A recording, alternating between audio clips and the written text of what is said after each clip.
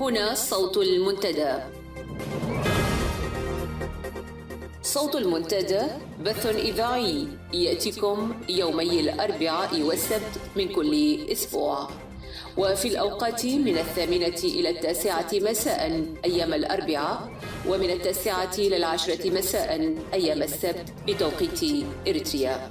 صوت المنتدى على الموجة القصيرة 15245 كيلو هرتز أو 19 متر باند. صوت المنتدى على مدى 24 ساعة في القمر الصناعي النايلسات ب8 درجات غربا، وعلى تردد 11678 للاستقطاب الرأسي. صوت المنتدى إعلام مستقل وحوار وطني بناء. صوت المنتدى.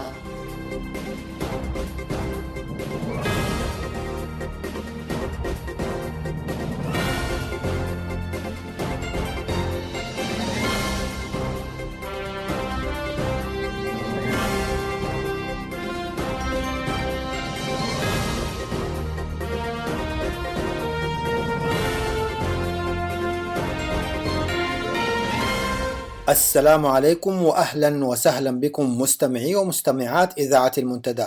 هذا صلاح محمد زين الذي سيصحبكم في ساعة اليوم الأربعاء 25 من نوفمبر.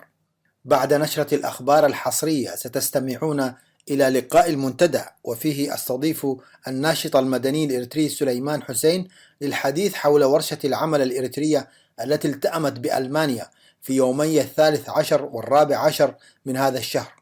وفي الساعة منوعات غنائية وشعرية، فكونوا معنا.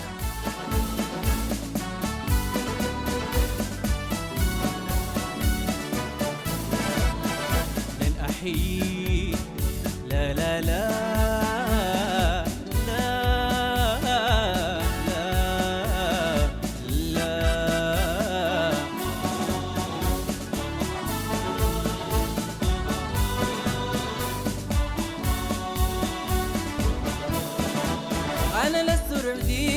يقبل خطوه وثغل الحديد.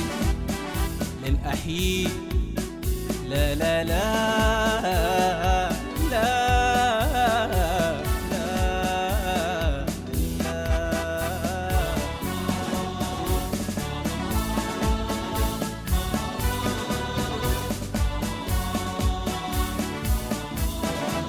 وهناك أسرى والضحايا الكادحون العائدون مع الظلام من المصانع والحقول.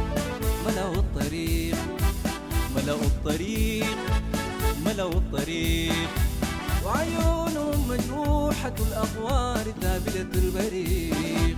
يتهامسون يتهامسون يتهامسون يتهامسون، وصيات جلاد تسوق خطاهم ما تصنعون. يجلجل الصوت الرهيب كأنه القدر اللعين، تسلط غرف الدجى المشؤوم أفواه السجون. ويغمغمون يغمغمون ويغمغمون يغمغمون، نحن الشعوب الكادحون. لا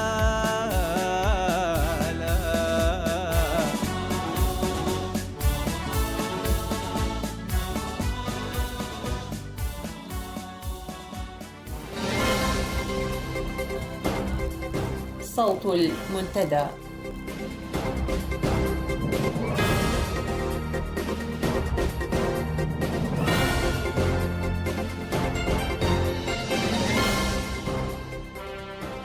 نشرة الأخبار استهلها بالعناوين: مسرحية تغيير العملة وتدابير احترازية تزيد من معاناة المواطنين.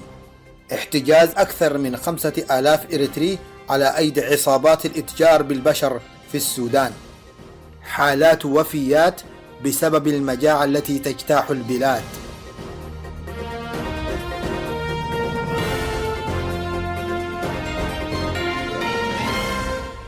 إلى تفاصيل الأخبار. ظهرت الطبعة الجديدة لعملة النقفة التي شرع في استبدالها يوم الأربعاء الماضي 18 من هذا الشهر، ظهرت خالية من أي تغيير أو اختلاف عن الطبعة القديمة إلا من تاريخ طباعة فئاتها النقدية، والتي تعود إلى 25 من مايو عام 2011 لفئة 100 نقفة، وإلى 25 من مايو عام 2015 لفئات 50 نزولا إلى النقفة الواحدة، مع تقليص حجم ورقة فئة النقفة الواحدة لتصبح أصغر مما كانت مع احتفاظها باللون والتصميم السابقين. هذا وأهاب بنك إريتريا حسب ما أفادت صحيفة إريتريا الحديثة الوحيدة إلى توخي الحيطة للتعرف على تاريخ الطباعة المكتوب في العملة الجديدة رغم عدم وجود صعوبة للتعرف عليها حسب منطوق الصحيفة.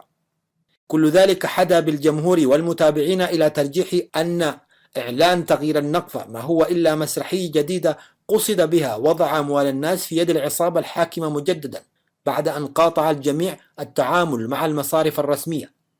إلى ذلك لم يستبعد المواطنون أن يعلن النظام في وقت لاحق تمديد فترة سريان تداول الطبعة القديمة. هذا وكانت سلطات عصابة أسمرة قد سمحت بصرف الطبعة الجديدة للنقفة منذ يوم الأربعاء الماضي في أقاليم البلاد، بينما لم تصرف تلك الطبعة بعد في العاصمة أسمرة. واكتفت السلطات باستلام الودائع من أصحاب المبالغ التي تتجاوز 1,000,000 نقفة. من جهة أخرى تقوم الأجهزة الأمنية القمعية بتهديد المواطنين الذين يودعون أموال أقاربهم في حساباتهم الشخصية، وذلك عبر أفرادها الذين يرتدون ملابس الشرطة ويقومون بتوزيع المنشورات التي تحذر من التعاون مع أصحاب الأموال وتتوعد بقائمة طويلة من العقوبات الصارمة. وقد ظهر ذلك جليا بالعاصمة أسمرة حينما شوهد أفراد الأمن يوزعون تلك المنشورات على المواطنين الذين يقفون في صفوف تبديل العملة عند أفرع البنك التجاري والعقاري. ومن تداعيات هذه الإجراءات التعسفية والتهديد للمواطنين منع فتح حسابات جديدة بكل فروع البنوك العاملة بالإقليم الأوسط، مما اضطر المواطنون للبحث عن سبل أخرى يقللون بها خسائرهم المحتملة.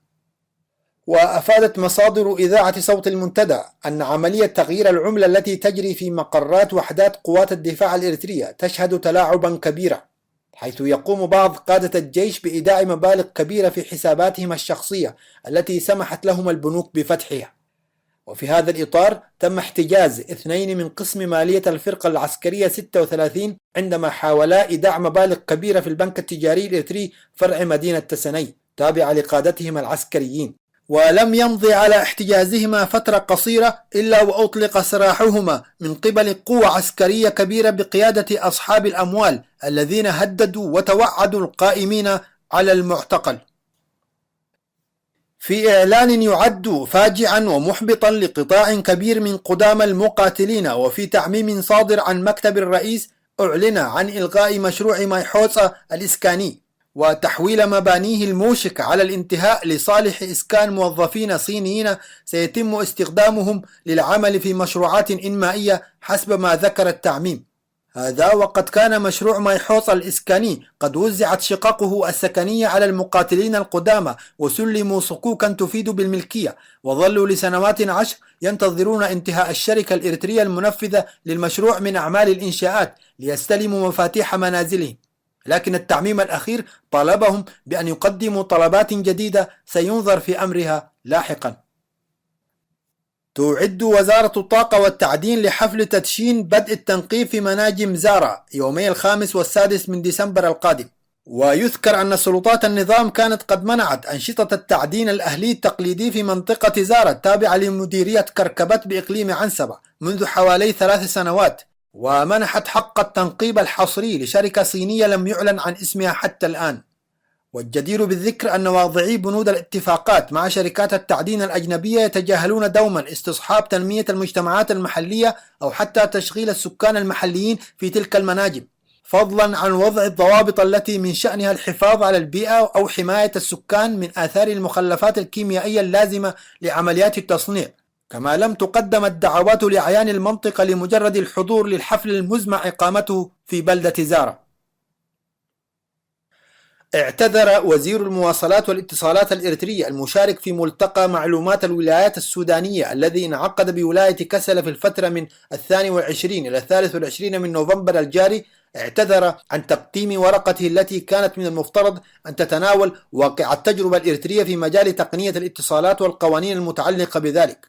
هذا وقد التأم الملتقى في دورته 13 تحت شعار تكنولوجيا المعلومات جودة شفافية تميز، بمشاركة وحضور عدد من الوزراء والمسؤولين والمختصين والمهتمين السودانيين، وهدف إلى تمكين تكنولوجيا المعلومات وتطوير شبكة الخدمات الرقمية في مجالي الاتصالات والمصارف، والاتجاه نحو الإدارة الإلكترونية في مختلف المرافق الحكومية، والربط الشبكي لخدمات الإنترنت وتعميمه وبسط نطاق استخدامه في كل السودان بأقل تكلفة ممكنة، وذلك تأسيسا على أهمية توافر المعلومات لدورها في تقدم الأمم وتنمية المجتمعات.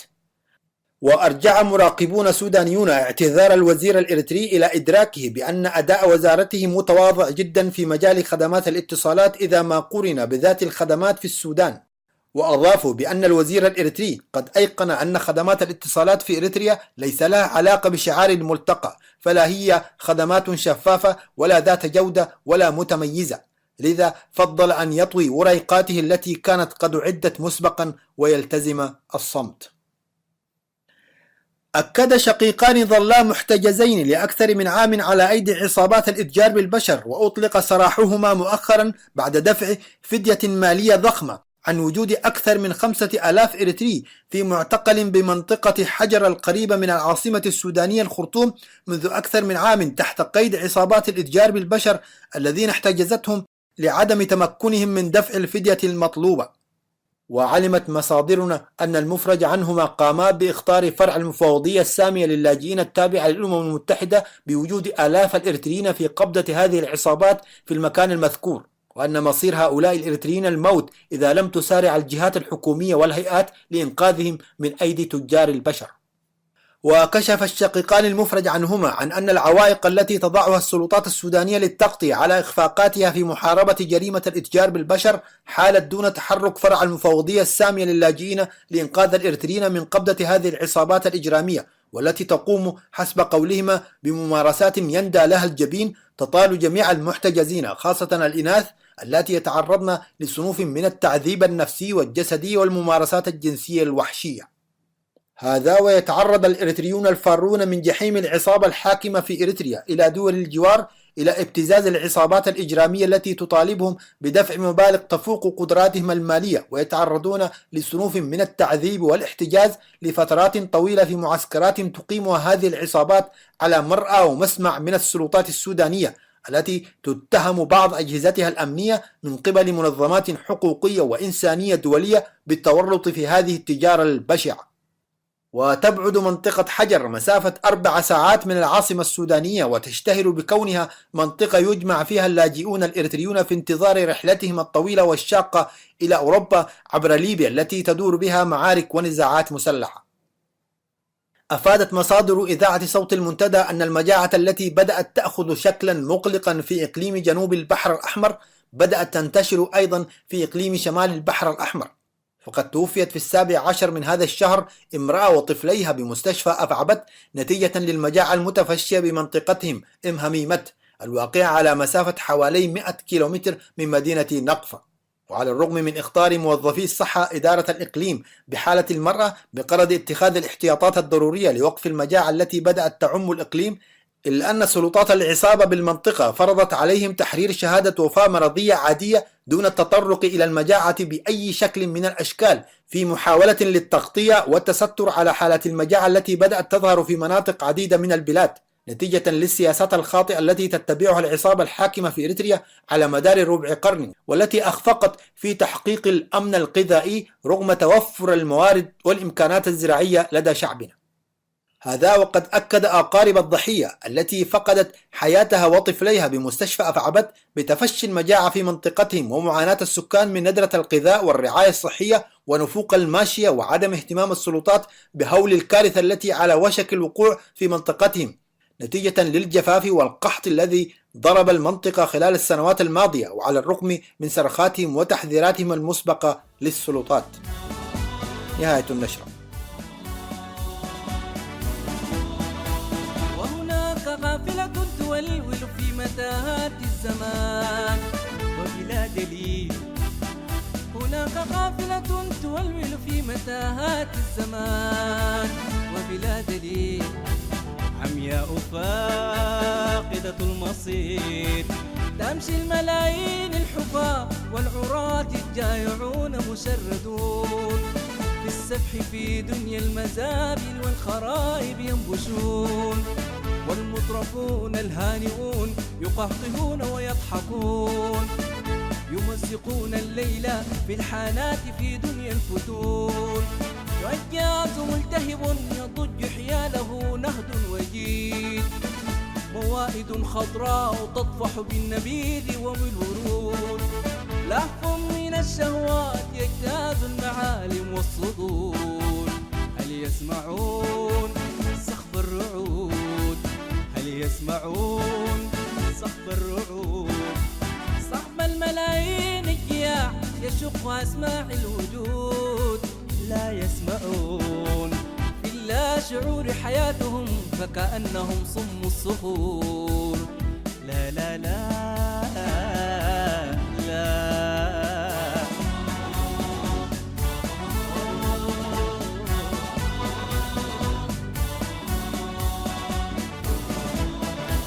وغدا نعود حتما نعود. وغدا نعود حتما نعود للقرية الغناء للكوخ الموشح بالورود.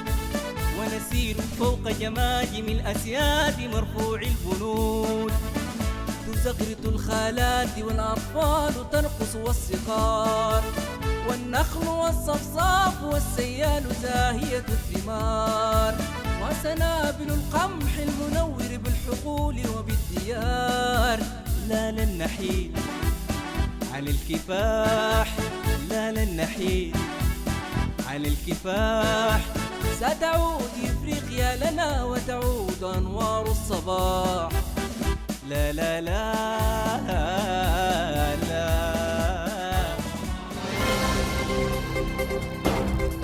صوت المنتدى.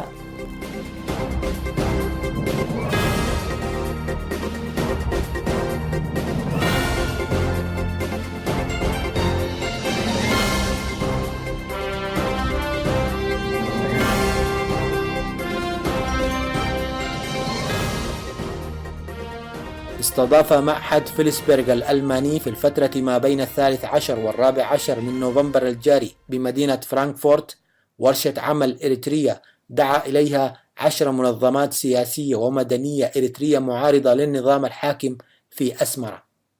ويعتبر معهد فيلسبرغ للتعليم والبحث العلمي منظمة غير ربحية مستقلة أنشئت في يوليو عام 2008، حيث تتركز أنشطته على 3 مجالات رئيسة هي الأبحاث الأكاديمية، التعليم والثقافة. والجدير بالذكر أن المعهد قد سبق واستضاف في سبتمبر عام 2010 ورشة عمل حول الدراسات والبحوث العلمية الإريترية. وسنخصص لقاء المنتدى في ساعة هذا اليوم للورشة التي دعا إليها واستضافها المعهد بمدينة فرانكفورت. فإلى حيثيات المقابلة بعد هذا الفاصل القصير.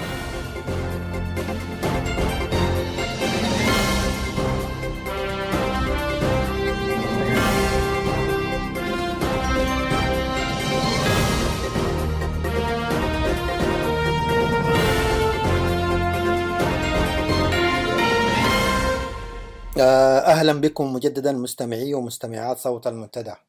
أستضيف الآن في لقاء المنتدى ليوم الأربعاء الأستاذ سليمان حسين، أحد المشاركين في الورشة التي انعقدت في فرانكفورت في 13 و14 من نوفمبر، والتي خرجت ببيان مشترك وقع عليه ممثلو المنظمات السياسية والمدنية التي شاركت في ورشة العمل. أهلا ومرحبا بك أستاذ سليمان. أهلا وسهلا أستاذ صلاح، حياك الله. طيب، كمشارك في مداولات الورشة على مدى اليومين في 13 و14، وفي البداية نريد أن يعرف المستمع كيف جاءت هذه الدعوة ومن وراءها وما هو الهدف أساسا لانعقاد ورشة عمل في ألمانيا برعاية معهد ألماني. شكرا الأخ صلاح، شكرا على هذه الاستضافة، وأحييك وأحيي مستمعي إذاعة المنتدى. كما تفضلت يعني فعلا كنت أحد المشاركي الورشة التي عقدت في الأيام الماضية في مدينة فرانكفورت الألمانية بدعوة من المعهد الألماني الذي تفضلت بذكر اسمه ومهامه. وعلى عكس ما يمكن أن يكون فهم من بعض الأخوة الإريتريين، الدعوة أتت من المعهد المتخصص في فض النزاعات والدراسات لمحاولة تقريب وجهات النظر. أولا التعرف على تصورات التنظيمات الإريترية المعارضة ومنظمات المجتمع المدني لمسألة التغيير والمرحلة الانتقالية التي تلي التغيير في إريتريا، ولتسهيل الوصول إلى اتفاق مشترك. فبالتالي كل هذه الأشياء التي كلنا قرأنا عنها في الوسائل الإعلام الإريترية ربما كان فيها نوع من المبالغة، فلم تهدف الورشة إلا محاولة تقريب وجهات النظر بين الأطراف الإريترية ولتسهل عملية الاتفاق كما قلنا لبرنامج الحد الأدنى للمرحلة الانتقالية. نعم. هذا باختصار تقريبا يعني. طيب هذه الورشة وخلينا نزيد كذلك نعم. أنه كمان أنا أيضا قرأت بعض الأشياء على وسائل التواصل الاجتماعي. لم يكن لأي من الأطراف الإريترية أي علاقة لا بالدعوة ولا بأجندة الورشة نفسها، كلها جت بمقترح من المركز نفسه الذي أصلا فيه يعني شخصيات متابعة للشأن الإريتري منذ عقود صراحة. وبما أنه كما قال رئيس المركز نفسه في افتتاحية الجلسة أن الأوضاع في إريتريا تتدهور يوما بعد آخر، وأوروبا كذلك قلقة من الأعداد الكبيرة للاجئين الإريتريين ولدعم تردي في داخل البلد، وغياب الآليات المؤسسية للانتقال السلطة. وكل هذه المسائل تخلق بعد التخوفات لدى الرأي العام الأوروبي والدولي. وبالتالي المركز حاول أولا التعرف على إمكانية الوصول إلى اتفاق بين أطراف المعارضة وتسهيل الحوار بيناتهم. تقريبا هذه هي الأجندة المعلنة، وليست لها أي علاقة بالتغيير نفسه أو عملية التحويل أو نعم. ما في شيء ما وراء السدال على الأقل كما فهمناه، وليس لأي طرف إريتري علاقة مباشرة أو غير مباشرة كما فهمت أنا شخصيا بالموضوع الدعوة. والشيء الملاحظ الثاني كذلك طبعا وهذا أكد عليه رئيس المعهد نفسه، هم مدركين بأن المدعوين لا يمثلوا كل أطراف المعارضة الإريترية ولا يدعوا أنهم اختاروا منهم مهمة إلا أنه اختاروا بناء على إمكانياتهم المادية، وأكدوا على أنهم سوف يتواصلوا مع من تبقى من أطراف المعارضة. فلازم الواحد يأكد أن الورشة لم تكن شاملة بالمعنى وجود كل الأطراف الإريترية، وهذا باعتراف المعهد نفسه، وقالوا أنه هي بأسباب مادية لا أكثر. يعني أنت تؤكد بأن الاختيار أو معايير الاختيار لم تكن معايير أيديولوجية. يعني هناك ملاحظ بصراحة شيء، القوى الإسلامية الإريترية تنظيمات هي عضوة في التحالف وعضوة في المجلس الوطني وتشارك في كل المحافل والمؤتمرات ولكن لم تدعى. هل هناك شيء مقصود أو معيار أيديولوجي لعدم اختيارهم وغيرهم أيضا؟ هل تؤكد أن هناك ليست معايير أيديولوجية لعدم دعوة هذه الفصائل وغيرها؟ بصراحة ما قلته لك هو ما ذكره رئيس المعهد في افتتاحية الجلسة، ولكني لا أؤكد أو أنفي إذا كان في هناك أي اعتبارات لدى المركز نفسه في اختيار من اختارهم. نعم. إذا سأل أحد ما علاقة هذا المركز أو المعهد الذي في موقعه وفي أهدافه المعلنة هو معهد مختص بالتعليم والشؤون والبحوث العلمية، فالعلاقة إيه يعني؟ نبسطها للمستمع. لماذا هذا المعهد الأوروبي في ألمانيا دعا إلى ورشة ليجمع إريتريين يتحاوروا في شؤونهم أو يضع لهم أجندة؟ هو معهد بالإضافة للأشياء التي ذكرتها هو أيضا من أهم تخصصاته فض النزاعات وتسهيل الحوار بين الأطراف المتنازعة في البلدان التي تشهد أزمات سياسية مثل إريتريا، لأنه عمل في دول كثيرة سبقت إريتريا في هذه الظروف مثل العراق ودول أخرى في أمريكا اللاتينية وكذلك دول أخرى في آسيا وأفريقيا، فله سجل في مثل هذه المحاولات، ويقوم بدراسات تتعلق بمسألة التغيير والعملية الانتقال السياسي في الدول التي تشهد نزاعات أو عدم استقرار أو يتوقع أن يكون فيها عدم استقرار. فمن هنا يأتي اهتمام بالشأن الذي فهو ليس متخصصا فقط في التعليم، لأنه أساسا متخصص كما قاله الدكتور هارتموت كيل اللي هو رئيس الذي رأس جلسات الورشة، متخصص أساسا في فض النزاعات وتسهيل الحوار بين أطراف يعتقد ربما تكون غير متجانسة في آرائها. طيب، ما علاقة الباحث والاستشاري جونتر شرودر بهذه الورشة؟ هو أحد المتعاونين، هو كما فهمت أنا شخصيا وكما هو وارث الأوراق التي قدمت لنا. نعم. ليس عضوا في المركز نفسه، ولكن من أحد المستشارين الخارجيين الذين يتعاونون مع المركز مع المعهد. جميل. إذن دعنا ننتقل الآن إلى الورشة. كيف بدأ اليوم الأول من الورشة من خلال المناقشات والأوراق؟ اليوم الأول بدأت الجلسة في المساء. افتتح الجلسة الدكتور هارتموت كيل مدير المعهد أو بالأحرى خلينا نقول الذي رأس الجلسة، والذي كان أصلا باسمه خرجت كل الدعوات التي وجهت إلى الأطراف المشاركة. جيد. باختصار شديد هو شرح أهداف الورشة والأسباب التي أدت المركز أن يهتم بالشأن الإريتري وما يهدف الحصول إليه، ومن ثم طلب من المشاركين أن يعرفوا بأنفسهم شخصيا ويعرفوا كذلك بإيجاز بالمنظمات أو التنظيمات الذين يمثلونها. نعم. واختتم الجلسة بعدها بحفلة عشاء وتأجلت لليوم الثاني. طيب، أريد أن أعرف هذه التنظيمات والمنظمات السياسية والمدنية هي جاءت إلى هذه الورشة ماذا كانت تحمل؟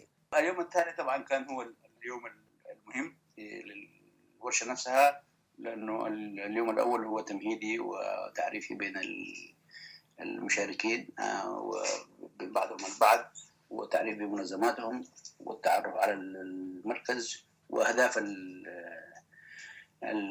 الورشة نفسها والنتائج المتوقعة أو التي يتوقعها المركز نفسه من تنظيم هذه الورشة.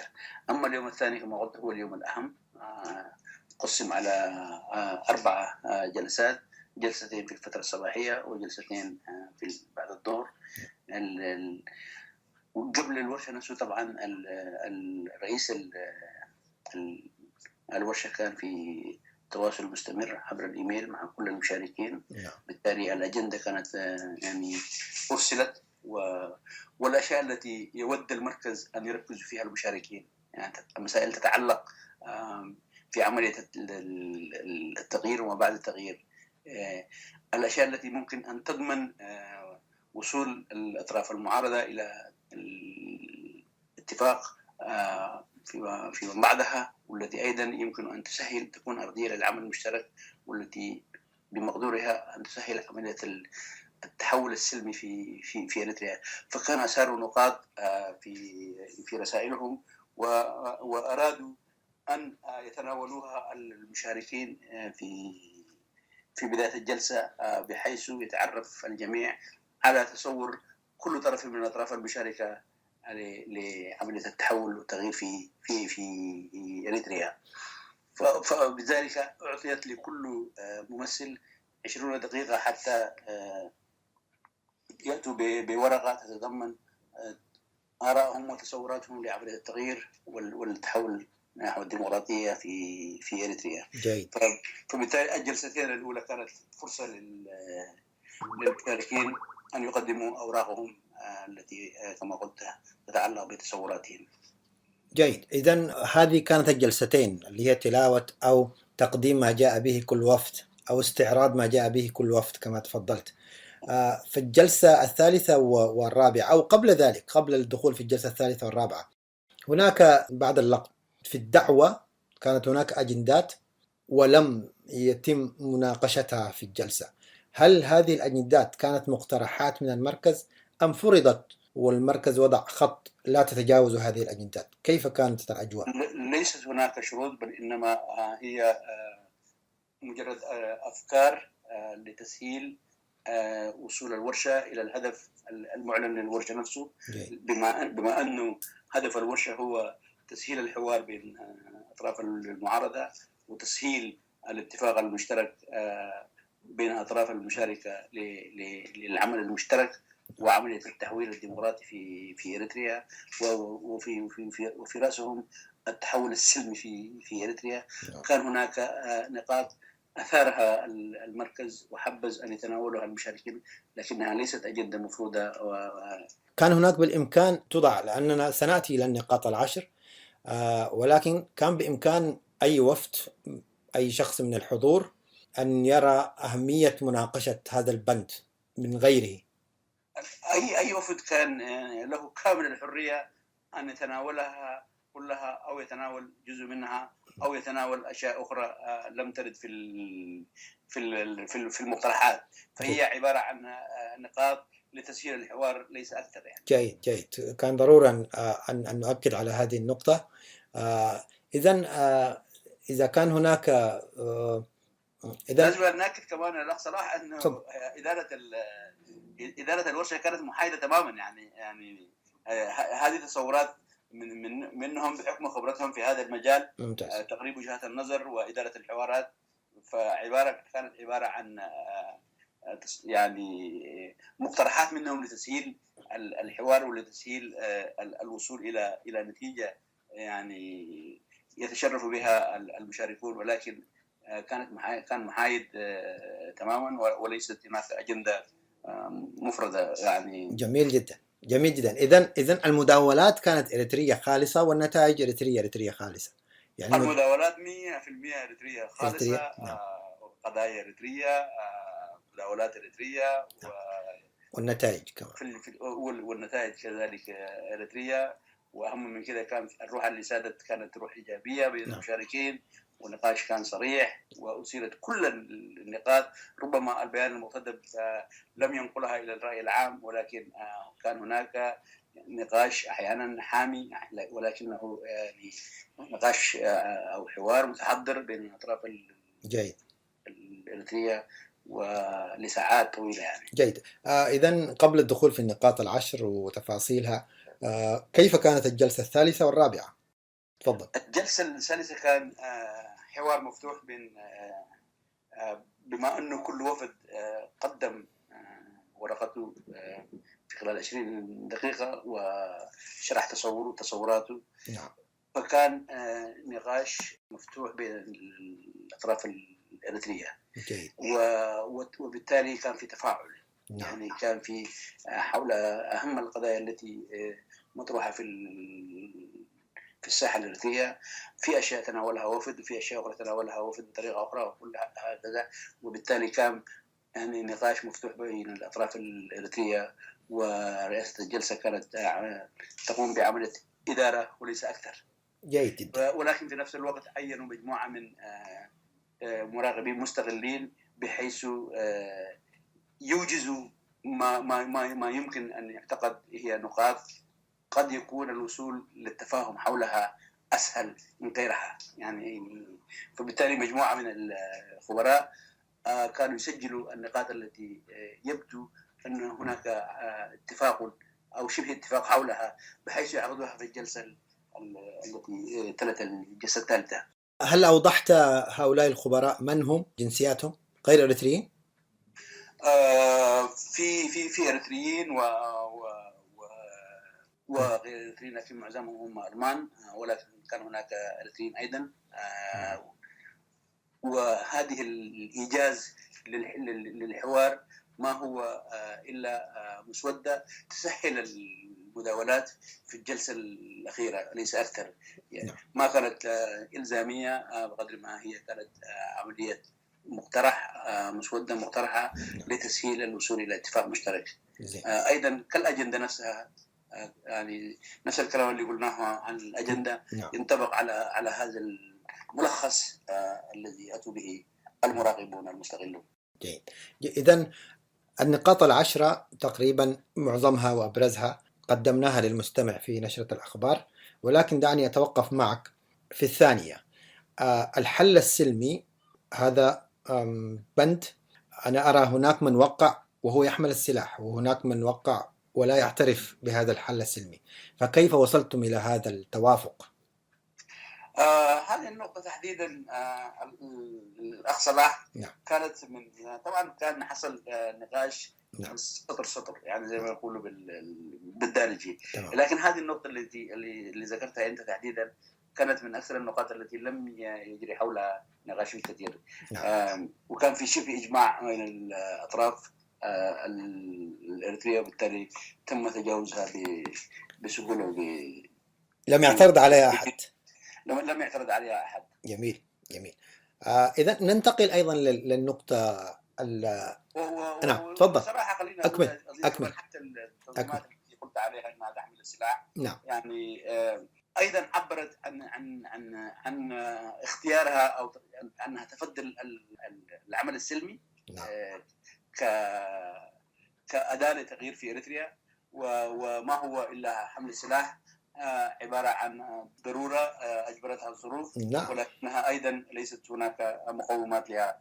كل هذا الإقرار والاعتراف بالواقع كان يعني واضح في النقاشات والمداولات. ولذلك لم يكن هناك اعتراض حول أهمية الانتقال السلمي. نعم، هذا جميل. هو النظام يجبر الآخرين لاستخدام العنف ضده إذا كان هناك عنف مستخدم.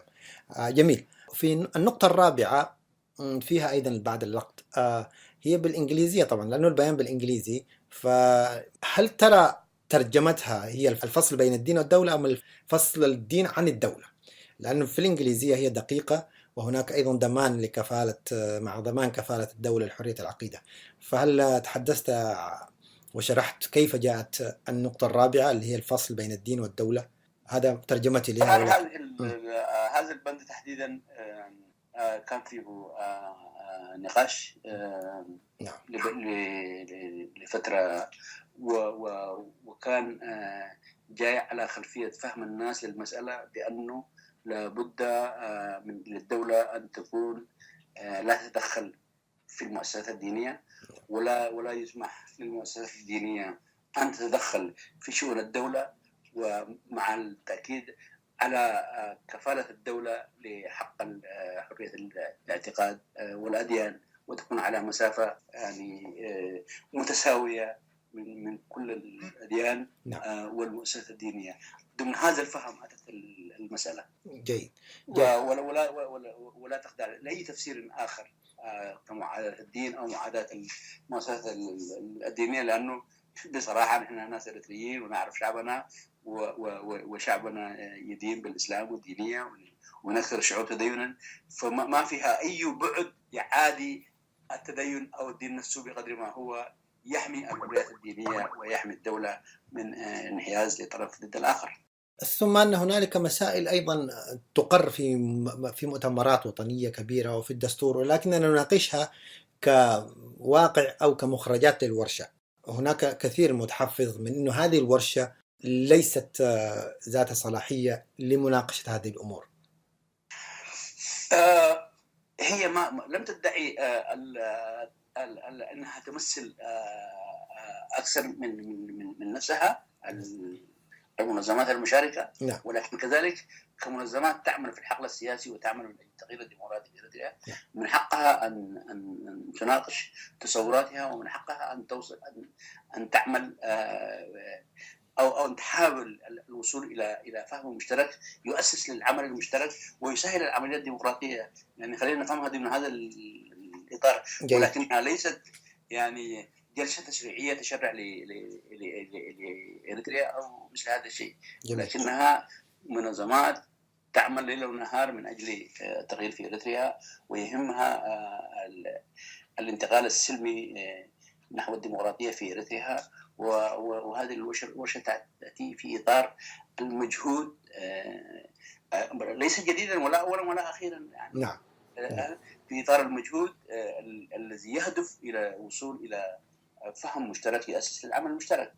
إذا نأتي إلى النقطة السابعة. وتعلم أستاذ سليمان أن قضية اللغة في إريتريا هي من القضايا الشائكة والقضايا اللي لا زالت هي مثار جدل في أوساط القوى المعارضة. فهنا جاء التعبير يحمل شيء مختلف عن ما أقر أو ما توافق عليه الناس في محافل إريتريا مثل التحالف والمجلس وحتى مواثيق التنظيمات ذاتها.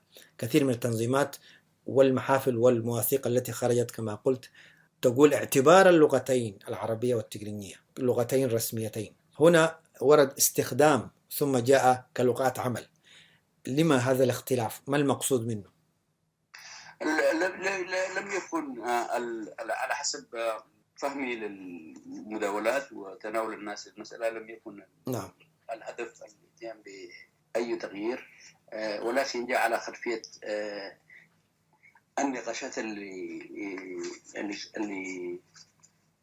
كانت موجودة في داخل الورشة، بما أنه هناك في أطراف معظم الأطراف التي ترى طبعا اللغة العربية واللغة التجرينية كلغات رسمية في إريتريا المستقبل، كما كانت في إريتريا الماضي منذ بداية الخمسينات القرن الماضي. ليس هناك أي اختلاف حول هذه النقطة، ولكن كذلك أثيرت من بعض الأطراف المشاركة ضرورة أن يكون، بما أنه في نقطة أخرى تأكد لا مركزية الحكم، وإذا ابتغت المراكز أو الحكومات الإقليمية أن تستخدم إحدى اللغات الإريترية التسعة في شؤونها، حتى لا يفسر على أنه هو إقصاء للغات الإريترية الأخرى. جميل. وهذه الجملة جت توافقية على خلفية أنه كل اللغات الإريترية هي لغات رسمية أو لغات متساوية، ومن بينها على المستوى الإداري الحكومي اللغتين العربية والتجرينية تؤخذ كلغات عمل. جيد. هي أتت من هذا الفهم وليس كتراجع من المبادئ التي كان يجمع حولها الإريتريين في السابق. جيد جدا. جميل. إذا نأتي لعاشرة العشر، يعني دعوة القوى الراقبة والمتطلعة من أجل التغيير داخل الحزب الحاكم والجيش، دعوتها للحوار من أجل سلامة انتقال السلطة من النظام الشمولي الدكتاتوري إلى نظام ديمقراطي. فكيف توصلتم إلى هذه النقطة وأجمعتم عليها؟ أنا أعتقد هذه لم تأتي من فراغ. على حسب ما أعلم ليس هناك تنظيم معارض إريتري لا يحبذ الحوار، لأنه الدعوة إلى الحوار موجود في ميثاق التحالف، موجود في كل المواثيق التابعة للائتلافات أو التنظيمات الإريترية. صحيح. النظام هو الذي يرفض الحوار وليست المعارضة. ده أولا. نعم.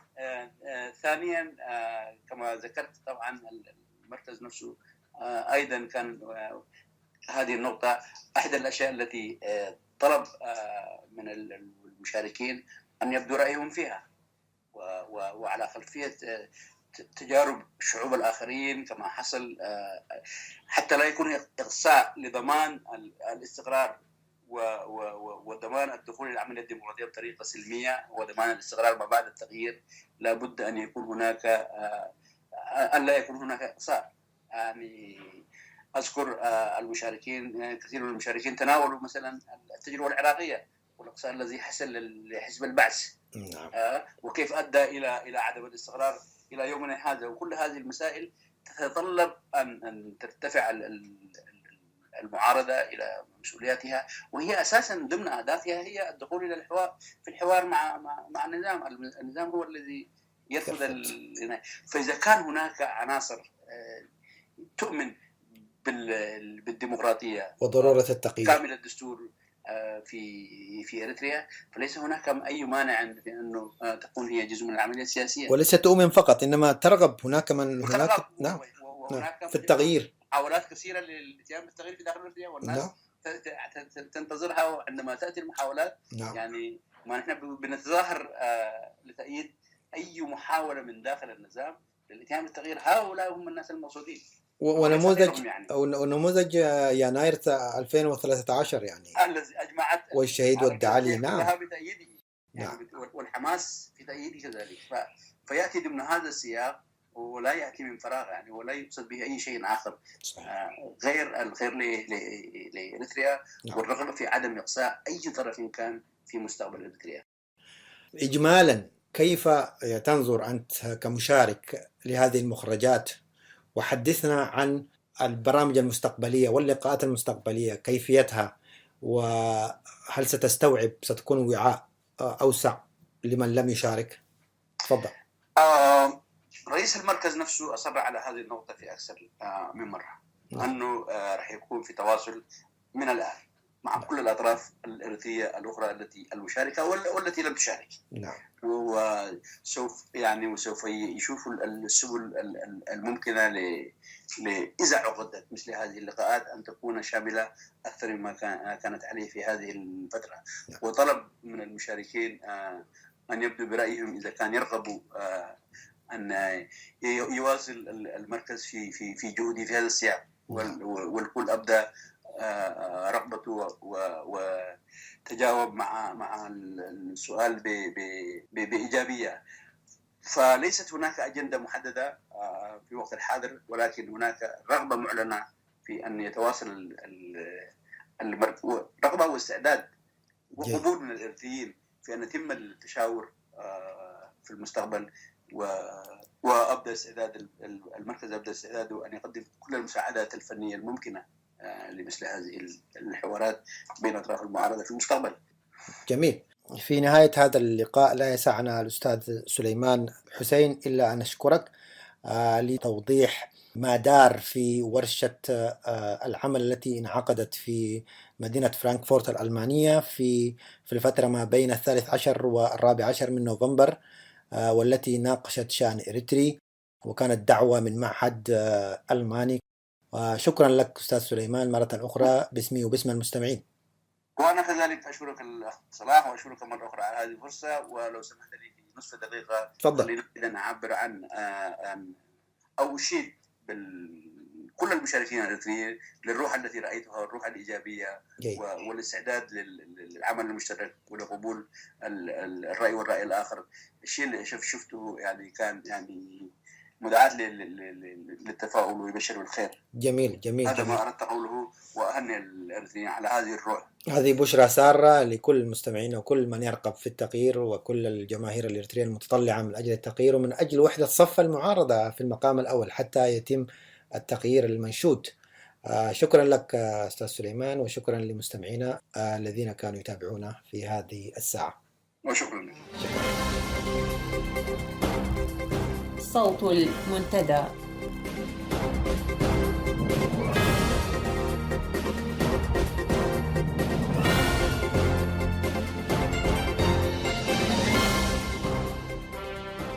نشرة الأخبار استهلها بالعناوين: مسرحية تغيير العملة وتدابير احترازية تزيد من معاناة المواطنين. احتجاز أكثر من 5000 إريتري على أيدي عصابات الإتجار بالبشر في السودان. حالات وفيات بسبب المجاعة التي تجتاح البلاد.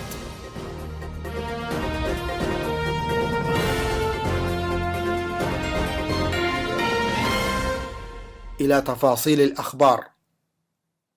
ظهرت الطبعة الجديدة لعملة النقفة التي شرع في استبدالها يوم الأربعاء الماضي 18 من هذا الشهر، ظهرت خالية من أي تغيير أو اختلاف عن الطبعة القديمة إلا من تاريخ طباعة فئاتها النقدية، والتي تعود إلى 25 من مايو عام 2011 لفئة 100 نقفة، وإلى 25 من مايو عام 2015 لفئات 50 نزولا إلى النقفة الواحدة، مع تقليص حجم ورقة فئة النقفة الواحدة لتصبح أصغر مما كانت مع احتفاظها باللون والتصميم السابقين. هذا وأهاب بنك إريتريا حسب ما أفادت صحيفة إريتريا الحديثة الوحيدة إلى توخي الحيطة للتعرف على تاريخ الطباعة المكتوب في العملة الجديدة رغم عدم وجود صعوبة للتعرف عليها حسب منطوق الصحيفة. كل ذلك حدا بالجمهور والمتابعين إلى ترجيح أن إعلان تغيير النقفة ما هو إلا مسرحية جديدة قصد بها وضع أموال الناس في يد العصابة الحاكمة مجددا بعد أن قاطع الجميع التعامل مع المصارف الرسمية. إلى ذلك لم يستبعد المواطنون أن يعلن النظام في وقت لاحق تمديد فترة سريان تداول الطبعة القديمة. هذا وكانت سلطات عصابة أسمرة قد سمحت بصرف الطبعة الجديدة للنقفة منذ يوم الأربعاء الماضي في أقاليم البلاد، بينما لم تصرف تلك الطبعة بعد في العاصمة أسمرة، واكتفت السلطات باستلام الودائع من أصحاب المبالغ التي تتجاوز 1,000,000 نقفة. من جهة أخرى تقوم الأجهزة الأمنية القمعية بتهديد المواطنين الذين يودعون أموال أقاربهم في حساباتهم الشخصية، وذلك عبر أفرادها الذين يرتدون ملابس الشرطة ويقومون بتوزيع المنشورات التي تحذر من التعاون مع أصحاب الأموال وتتوعد بقائمة طويلة من العقوبات الصارمة. وقد ظهر ذلك جليا بالعاصمة أسمرة حينما شوهد أفراد الأمن يوزعون تلك المنشورات على المواطنين الذين يقفون في صفوف تبديل العملة عند أفرع البنك التجاري والعقاري. ومن تداعيات هذه الإجراءات التعسفية والتهديد للمواطنين منع فتح حسابات جديدة بكل فروع البنوك العاملة بالإقليم الأوسط، مما اضطر المواطنون للبحث عن سبل أخرى يقللون بها خسائرهم المحتملة. وأفادت مصادر إذاعة صوت المنتدى أن عملية تغيير العملة التي تجري في مقرات وحدات قوات الدفاع الإريترية تشهد تلاعبا كبيرا، حيث يقوم بعض قادة الجيش بإيداع مبالغ كبيرة في حساباتهم الشخصية التي سمحت لهم البنوك بفتحها. وفي هذا الإطار تم احتجاز 2 من قسم مالية الفرقة العسكرية 36 عندما حاولا إيداع مبالغ كبيرة في البنك التجاري الإريتري فرع مدينة تسني تابعة لقادتهم العسكريين. ولم يمضي على احتجازهما فترة قصيرة إلا وأطلق سراحهما من قبل قوة عسكرية كبيرة بقيادة أصحاب الأموال الذين هددوا وتوعدوا القائمين على المعتقل. في إعلان يعد فاجعا ومحبطا لقطاع كبير من قدامى المقاتلين، وفي تعميم صادر عن مكتب الرئيس، أعلن عن إلغاء مشروع مايحوتسا الإسكاني وتحويل مبانيه الموشك على الانتهاء لصالح إسكان موظفين صينيين سيتم استخدامهم للعمل في مشروعات إنمائية حسب ما ذكر التعميم. هذا وقد كان مشروع مايحوتسا الإسكاني قد وزعت شققه السكنية على المقاتلين القدامى وسلموا صكوكا تفيد بالملكية، وظلوا لسنوات 10 ينتظرون انتهاء الشركة الإريترية المنفذة للمشروع من أعمال الإنشاءات ليستلموا مفاتيح منازلهم. لكن التعميم الأخير طالبهم بأن يقدموا طلبات جديدة سينظر في أمرها لاحقا. تعد وزارة الطاقة والتعدين لحفل تدشين بدء التنقيب في مناجم زارا يومي 5 و6 من ديسمبر القادم. ويذكر أن سلطات النظام كانت قد منعت أنشطة التعدين الأهلي التقليدي في منطقة زارا التابعة لمديرية كركبت بإقليم عنسبة منذ حوالي 3 سنوات، ومنحت حق التنقيب الحصري لشركة صينية لم يعلن عن اسمها حتى الآن. والجدير بالذكر أن واضعي بنود الاتفاقات مع شركات التعدين الأجنبية يتجاهلون دوما استصحاب تنمية المجتمعات المحلية أو حتى تشغيل السكان المحليين في تلك المناجم، فضلا عن وضع الضوابط التي من شأنها الحفاظ على البيئة أو حماية السكان من آثار المخلفات الكيميائية اللازمة لعمليات التصنيع. كما لم تقدم الدعوات لأعيان المنطقة لمجرد الحضور للحفل المزمع إقامته في بلدة زارا. اعتذر وزير المواصلات والاتصالات الإريتري المشارك في ملتقى معلومات الولايات السودانية الذي انعقد بولاية كسلا في الفترة من 22 إلى 23 من نوفمبر الجاري، اعتذر عن تقديم ورقته التي كانت من المفترض أن تتناول واقع التجربة الإريترية في مجال تقنية الاتصالات والقوانين المتعلقة بذلك. هذا وقد التأم الملتقى في دورته 13 تحت شعار تكنولوجيا المعلومات جودة شفافية تميز، بمشاركة وحضور عدد من الوزراء والمسؤولين والمختصين والمهتمين السودانيين، وهدف إلى تمكين تكنولوجيا المعلومات وتطوير شبكة الخدمات الرقمية في مجالي الاتصالات والمصارف، والاتجاه نحو الإدارة الإلكترونية في مختلف المرافق الحكومية، والربط الشبكي لخدمات الإنترنت وتعميمه وبسط نطاق استخدامه في كل السودان بأقل تكلفة ممكنة، وذلك تأسيسا على أهمية توافر المعلومات لدورها في تقدم الأمم وتنمية المجتمعات. وأرجع مراقبون سودانيون اعتذار الوزير الإريتري إلى إدراكه بأن أداء وزارته متواضع جدا في مجال خدمات الاتصالات إذا ما قرن بذات الخدمات في السودان، وأضافوا بأن الوزير الإريتري قد أيقن أن خدمات الاتصالات في إريتريا ليس لها علاقة بشعار الملتقى، فلا هي خدمات شفافة ولا ذات جودة ولا متميزة، لذا فضل أن يطوي وريقاته التي كانت قد عدت مسبقا ويلتزم الصمت. أكد شقيقان ظلا محتجزين لأكثر من عام على أيدي عصابات الإتجار بالبشر وأطلق سراحهما مؤخرا بعد دفع فدية مالية ضخمة عن وجود أكثر من 5000 إريتري في معتقل بمنطقة حجر القريبة من العاصمة السودانية الخرطوم منذ أكثر من عام تحت قيد عصابات الإتجار بالبشر الذين احتجزتهم لعدم تمكنهم من دفع الفدية المطلوبة. وعلمت مصادرنا أن المفرج عنهما قاما بإخطار فرع المفوضية السامية للاجئين التابعة للأمم المتحدة بوجود آلاف الإريتريين في قبضة هذه العصابات في المكان المذكور، وأن مصير هؤلاء الإريتريين الموت إذا لم تسارع الجهات الحكومية والهيئات لإنقاذهم من أيدي تجار البشر. وكشف الشقيقان المفرج عنهما عن أن العوائق التي تضعها السلطات السودانية للتغطية على إخفاقاتها في محاربة جريمة الإتجار بالبشر حالت دون تحرك فرع المفوضية السامية للاجئين لإنقاذ الإريتريين من قبضة هذه العصابات الإجرامية، والتي تقوم حسب قولهما بممارسات يندى لها الجبين تطال جميع المحتجزين خاصة الإناث التي يتعرضن لصنوف من التعذيب النفسي والجسدي والممارسات الجنسية الوحشية. هذا ويتعرض الإريتريون الفارون من جحيم العصابة الحاكمة في إريتريا إلى دول الجوار إلى ابتزاز العصابات الإجرامية التي تطالبهم بدفع مبالغ تفوق قدراتهم المالية، ويتعرضون لصنوف من التعذيب والاحتجاز لفترات طويلة في معسكرات تقيمها هذه العصابات على مرأى ومسمع من السلطات السودانية التي تتهم بعض أجهزتها الأمنية من قبل منظمات حقوقية وإنسانية دولية بالتورط في هذه التجارة البشعة. وتبعد منطقة حجر مسافة 4 ساعات من العاصمة السودانية، وتشتهر بكونها منطقة يجمع فيها اللاجئون الإريتريون في انتظار رحلتهم الطويلة والشاقة إلى أوروبا عبر ليبيا التي تدور بها معارك ونزاعات مسلحة. أفادت مصادر إذاعة صوت المنتدى أن المجاعة التي بدأت تأخذ شكلا مقلقا في إقليم جنوب البحر الأحمر بدأت تنتشر أيضا في إقليم شمال البحر الأحمر، فقد توفيت في 17 من هذا الشهر امرأة وطفليها بمستشفى أفعبت نتيجة للمجاعة المتفشية بمنطقتهم هميمت الواقعة على مسافة حوالي 100 كيلومتر من مدينة نقفة.